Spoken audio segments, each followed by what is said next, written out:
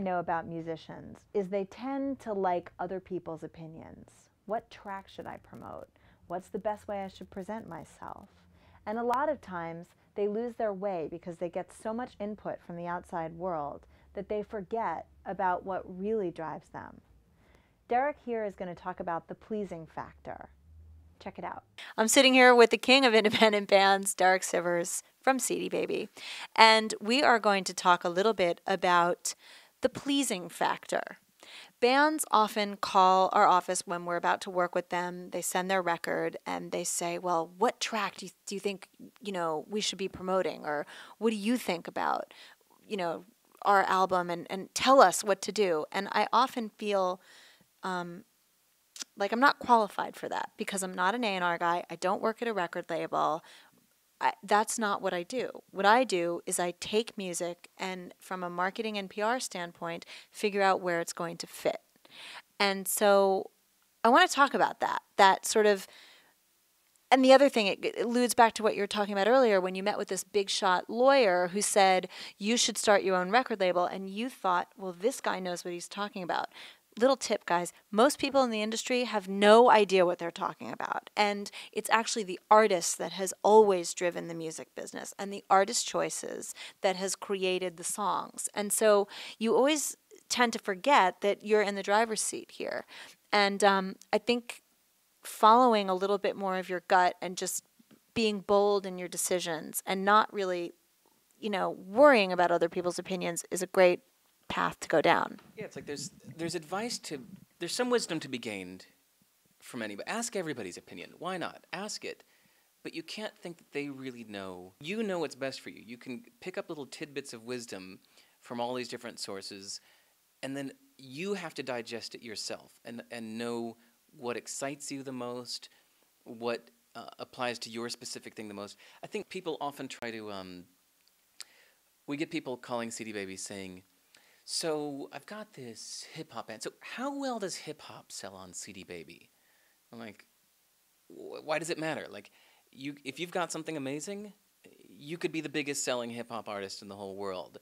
And sometimes, like, I almost feel that people are almost setting themselves up for failure. Here's a very specific one. I wrote an article about the music scene in Japan. I went over to Japan for a couple weeks a while back, and I wrote up my findings. And one of the things was, like, they have this whole thing with, like, black Americans. They've kind of romanticized the notion of, like, American R&B, American soul music. And I noticed the weird thing that that when we have albums on CD Baby where it's a black artist who puts themselves on the cover, it sells well. They put something else on the cover, a sunset, a beach, doesn't sell. And so I would get these artists, after I wrote this article, emailing CD Baby saying, hey, so we've got this band, it's really good R&B, but we're not black. Do you think it would do well in Japan?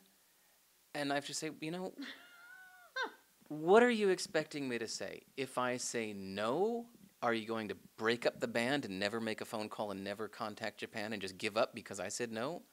And if I say yes, are you going to say, great, let's go, and hop on a plane and give it your all? In that case, yes, sure. Then, it's like, is that seriously going to change your path? And if so, it's like, so I started doing this thing where we ended up just pretty much, this is going to sound really bad. I'm confessing a secret on camera here. Why not? For years, we would get people not really understanding how CD Baby works, that will sell anything. It's just a system I set up so that anybody can sell through it. And every now and then, almost like once every week or two, we'd get somebody who would mail one copy of their CD saying, hey, check out my album and let me know if it's something you guys would like to sell on CD Baby.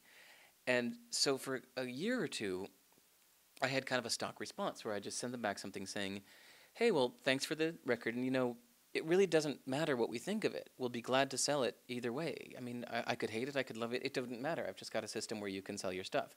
And people would go, oh, okay. And they'd be a little bummed out. And then I thought about this whole, like, yes-no thing, giving up versus enthusiasm. And so I just changed my form letter. I said, great, love it, kick ass, rock and roll, dude. It's awesome. We'd love to sell it. I think it's going to do really well. And people go, really? This is awesome.